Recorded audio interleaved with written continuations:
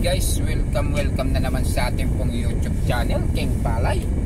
Ang king na walang kaharian at palay na walang kabukiran ay bumabati sa inyo ng isang magandang gabi na naman ng paglalakbay. Ayan, ang King Palay ay maglalakbay na naman. Ang gabi ng paglalakbay na naman ng King Palay. Ayan, samahan po ninyo ako sa aking paglalakbay kung saan tayo ay pauwi na. Ayan, tayo ay naghatid na naman tayo ng kaibigan ni Madam, ang kanyang barkada sa pagsisisa. Ayan, so mega love shoutout muna sa ating mga followers and viewers. Ayan, mega love shoutout to all followers and viewers and to all subscribers. Ayan, mega love shoutout sa inyo lahat yan, aking mga subscribers sa aking kaharian. Ayan, so mega love shoutout sa inyong lahat yan. Ayan, mega love shoutout Ayla Calzado Pacuma ng Albasatin. Ayan, good evening sa iyo dyan. Good evening, kamusta ang iyong maghapon dyan, no? Kamusta maghapon? Ayan, talagang ang ating trabaho, no, talaga bilang kadama ay talagang napakahirap, napakapagod, no, nakakapagod, lalo na ang mga ugali ng mga madam. So iba yung haba ng pasensya ang ating kailangan para tayo ay makasurvive sa ating mga trabaho at makasurvive tayo sa ating kontrata. Ayan, makatapos ng ating kontrata, tama na. Ayan, pag talaga namang hindi naka-nice na talagang renyuhan pa yung mga amo na yan, no? Talagang pagkatapos ng kontrata, bye-bye na. Ayan, bye-bye na sa kanila, no? Hindi na natin kailangan ng kanilang mga pakiusap pa, kung sila man ay makikiusap pa, no? Kung tayo ay pakikita ng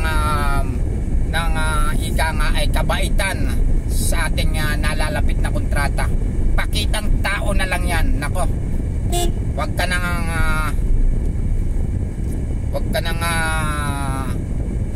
ika nga ay magdalawang isip pa, uwi na sa Pilipinas. Dahil kapag ko ay kumagat sa kanilang mga pain, nako, patuloy ka maghihirap sa kanila. Hindi nila alam at hindi sila marunong mag-appreciate ng mga katulong. Ang alam nila ay puro trabaho. Aba, hindi tayo ang makina nga ay humihinto din eh. Ang makina humihinto rin, no? Tayo pa kaya katawan lupa lang to, gumuguho din, no? Kaya bahala na sila maghanap ng kanilang mga katulong, maglilinis ng kanilang mga CR, maglalaban ng kanilang mga damit at magluluto ng kanilang mga pagkain. Ayan, mga walang hiyang amo, ano? Talagang walang hiya eh, no? Ay talaga namang ano bang tatawag mo sa kanila, no? Mga kamelyo. Ayan, mga camel. Ang mga camel ng Saudi Arabia, no? Hindi sila marunong mag-alaga, hindi sila marunong kumupkup ng katulong. Ang alam nila ay talagang tayo alipin lang talaga, no? Di bali sana kung malaki ang ating sweldo, hindi naman. Ayan, so okay lang sana kung malaki ang sweldo eh, no? Hindi naman. Ayan, so mega love shoutout na sa ating mga kadama. Ayan, sa lahat ng mga kadama saan mang sulok ng mundo, lalong-lalo na dito sa Middle East, no?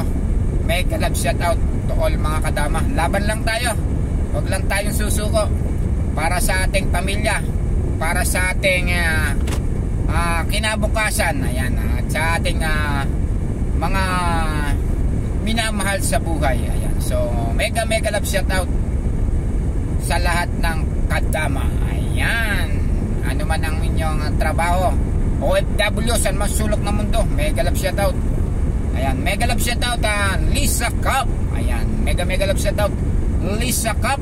Ayan, mega love shoutout din Florinda's Vlog. Ayan, mega love shoutout Sally Doctolero. Ayan, mega love shoutout Kasali. Ayan, mega love shoutout din Mamski Tin. Ayan, mega love shoutout Mamski Tin. Ang Mamski Tin pala ito pala dati din ex-abroad, no? Talaga namang medyo malaot din pala ang pinanggalingan nito. 6 na taon din pala ito buhay abroad, no? Ngayon ay isa na siyang ika nga ay magaling na negosyante ng Pampanga. Ayan, mega love shoutout Ma'am Skitin ng poultry supply ng Pampanga. Ayan, ang kanyang tindahan ng mga animal. Ayan, pero dito sa Saudi Arabia marami ding animal.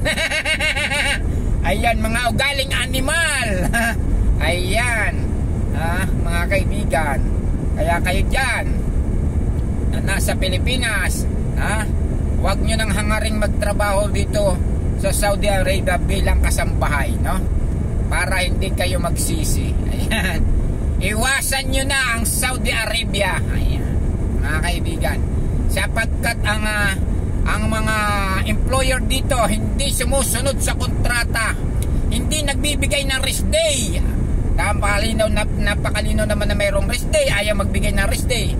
Kaya mga kaibigan, kung kayo ay may pagpipilian din lamang na ibang lugar, itakwil nyo na ang Saudi Arabia bilang kasambahay. Ayan, walang mangyayari kapag kayo ay nandito sa Saudi Arabia kapag ikaw ay kasambahay, sapagkat marami sa kanila dito ugali animal. Ugali animal talaga, no? Hindi sila marunong kumupkup ng katulong. Hindi nila alam na ang katulong ay parte ng kanilang tahanan. Gustong kumuha ng Pilipino, gustong kumuha ng Pilipina na maiging magtrabaho, sapagkat ang Pilipina at ang Pilipino pag nagtrabaho talagang napakahusay at talagang tayo kinabibiliban ng iba't ibang lahi, no? Pero etong ating mga employer dito, yung ating mga madam, nako po, talaga naman, talaga namang sobrang napakalulupit, no? Hindi marunong magbigay ng rest day. Ayan, mga kaibigan, hindi naman lahat, pero talagang karamihan dito, nako po, ayan,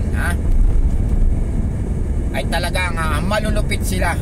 Kaya kayo dyan na nasa Pilipinas, huwag nyo nang hangarin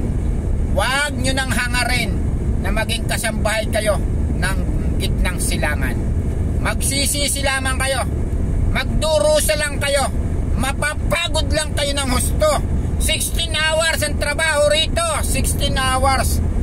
Yan, 16 hours sa loob ng isang linggo, no? Kaya ingat kayo dito sa pagtatrabaho dito. At wag na kayo mag-a-apply dito sa Saudi Arabia. Yan ang aking paalala sa inyo, mga kaibigan. Wag na kayo mag-a-apply dito sa gitnang silangan, Ibahin nyo na lang ang mundo, wag na lang dito, Maski ang mga agency, naku, walang pakinabang ang mga agency na yan. Ang mga agency na yan, ang alam lamang nila ay kumita ng pera. Kapag kay na-deploy na, wala na silang pakialam. Ayan, kaya yung mga diputang agency na yan, no? Sana sumpain kayong mga agency kayo na hindi kayo mahusay, hindi kayo mahusay makipag-negotiate sa mga employer. Mukha kayong pera, mga agency kayo, no? Napaka walang kwenta kayong tao, no? Pare-parehas lang naman tayong pwedeng mabuhay. Nang dahil sa inyo, kami magkakaroon ng trabaho. Pero nang dahil sa amin, mas malaki pang kikitain ninyo, no? Pagkatapos, na-deploy nyo na kami, wala na kayong pangialam. Kaya kayo mga agency kayo, no? Sana tamaan na lang kayo ng kidlat. Huwag naman ganun. Ano ka na ba ng King Palay? Bakit naman ganun kagad ang iyong mga banat? Huwag naman ganun tamaan ng kidlat. Baka nga naman tamaan ng kidlat yung mga yon. Ay, dapat ay patas-patas lang kasi naman ang laban, no? Kailangan natin ng trabaho, dapat naman magbigay din kayo ng magandang laban, no? Ayan, tulad itong isang ngayon, harurot kung tumakbo, akala mo malilit siya sa kanyang bahay, no? Sana kung madidisgrasya ka, ikaw na lang. Ayan, mga kaibigan, talaga nga naman dito kung patak mo itong mga to, careless whisper talaga. Hindi yata nila alam na ang buhay ay isa lamang. Kapag ikay namin tis, wala na. Nako, kaya nga dapat kakamahalin natin ang ating mga buhay. Yan, sabi nga ni Chang Shai, habang tayo'y nabubuhay.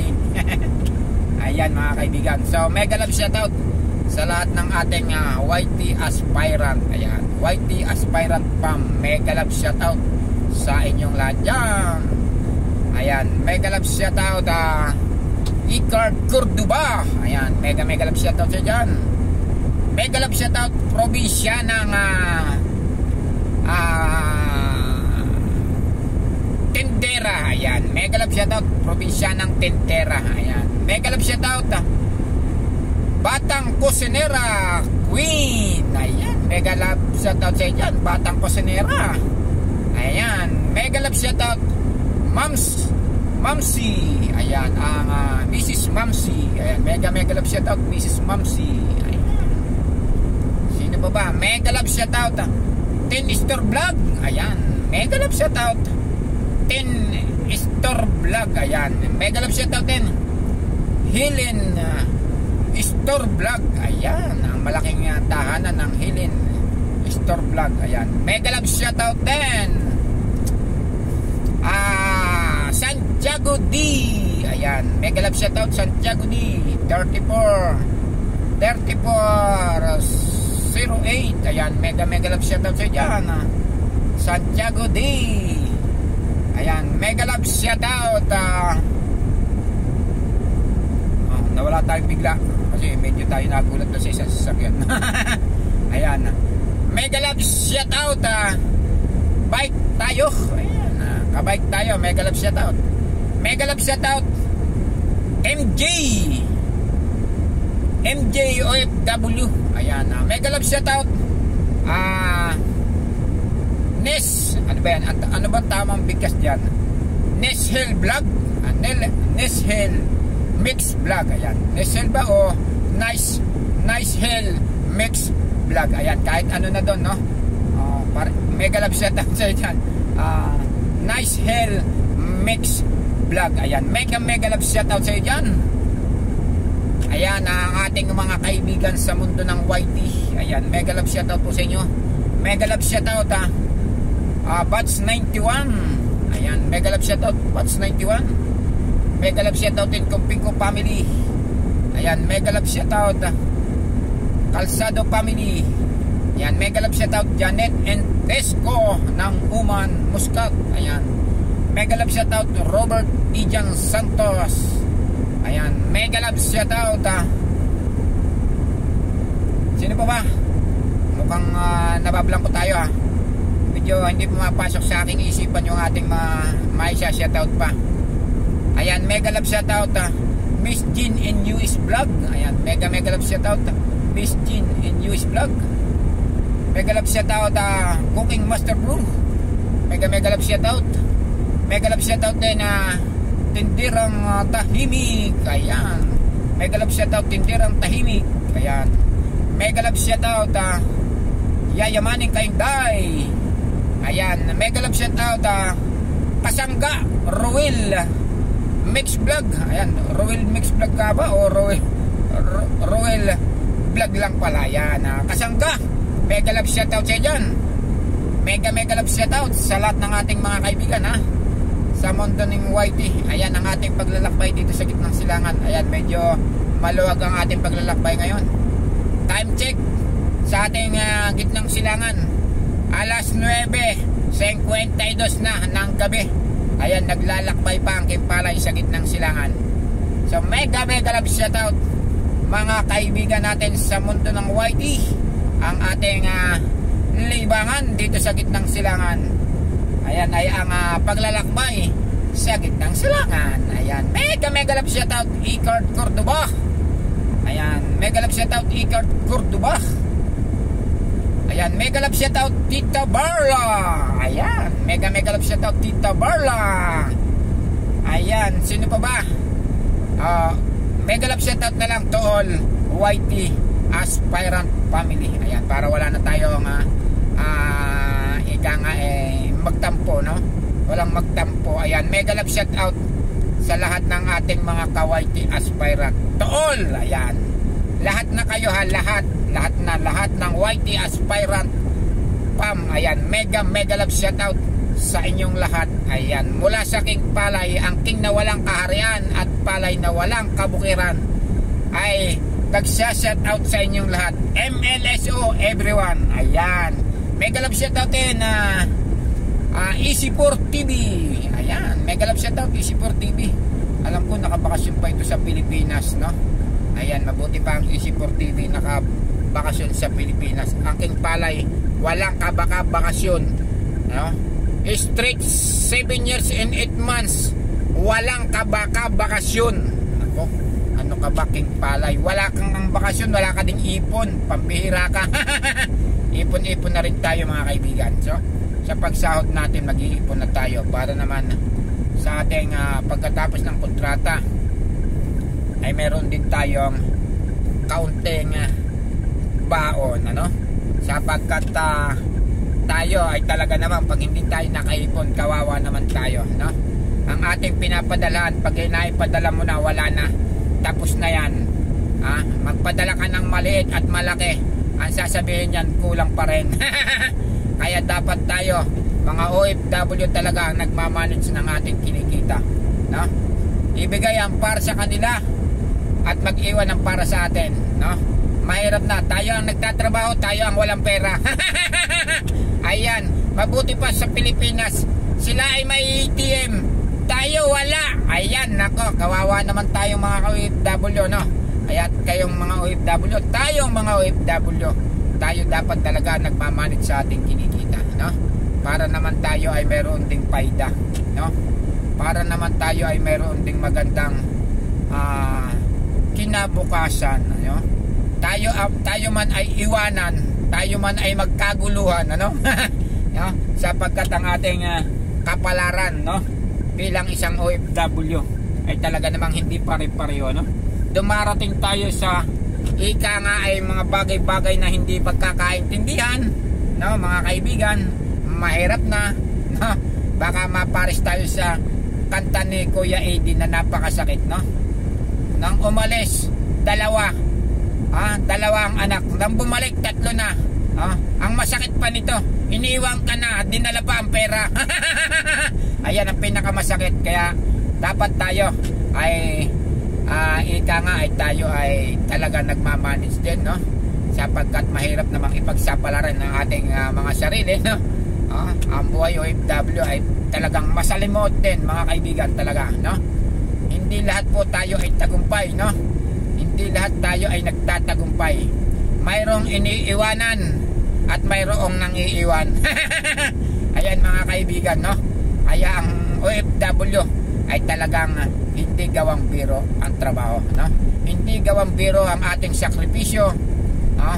Sana lahat tayo ay may malasakit, pero kung wala po ang malasakit at yan ay puro pasakit, dapat talaga ikaw ay nag-iipon at nagtatabi rin. Nang para mawala man ang malasakit, no?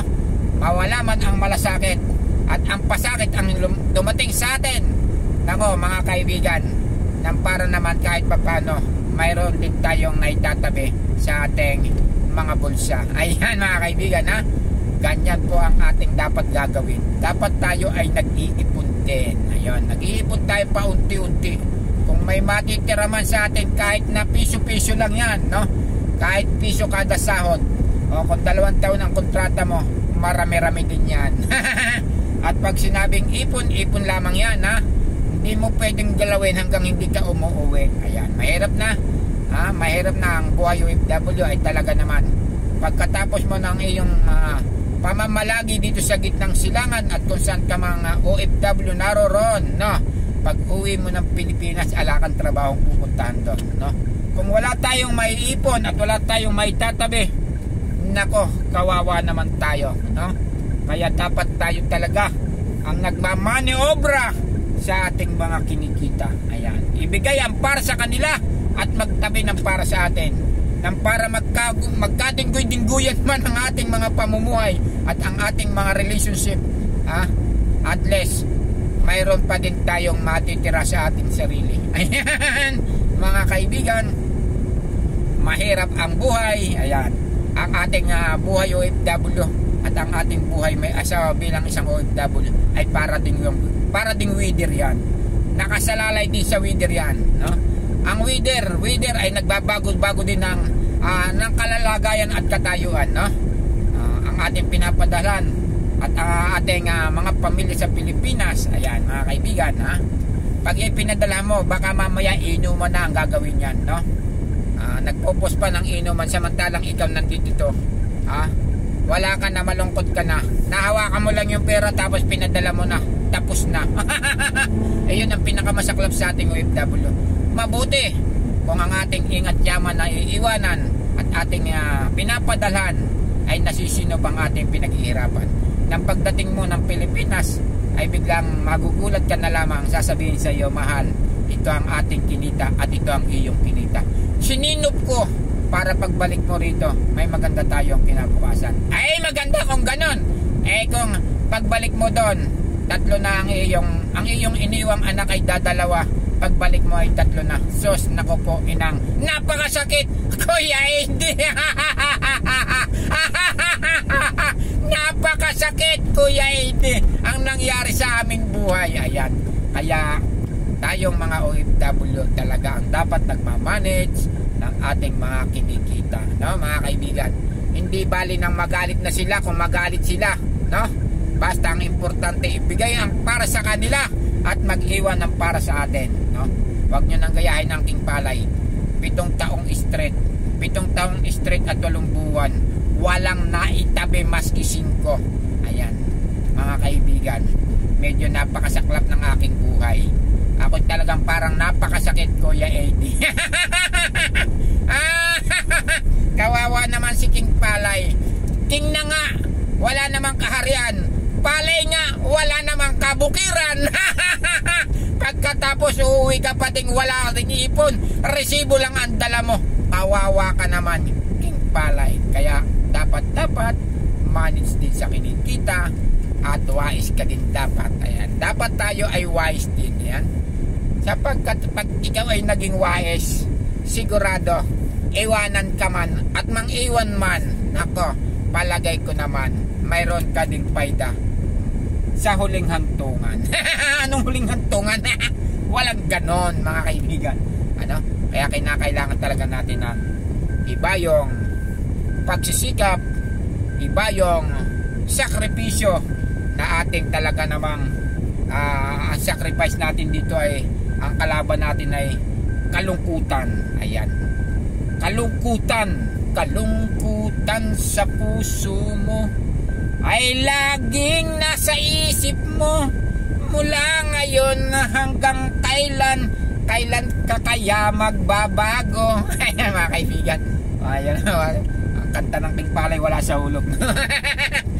Ayan mga kaibigan, kaya ito kailangan talaga wise din tayo, no, mga kaibigan. So ngayon nandito na tayo sa aking home base mga kaibigan. Ayan, at masip tayo nakarating dito sa aking parking area. Ayan mga kaibigan, so thank you so much for watching and don't forget like, subscribe sa ating YouTube channel at pa-comment naman dyan para ramdam namin kayo, para ramdam ko kayo sa aking kaharian na King Palay, ang king na walang kaharian at palay na alang kabukiran, ang king na alang kabukiran mga kaibigan. Ayan, bye bye, thank you so much for watching. Babu, bye bye, thanks for watching.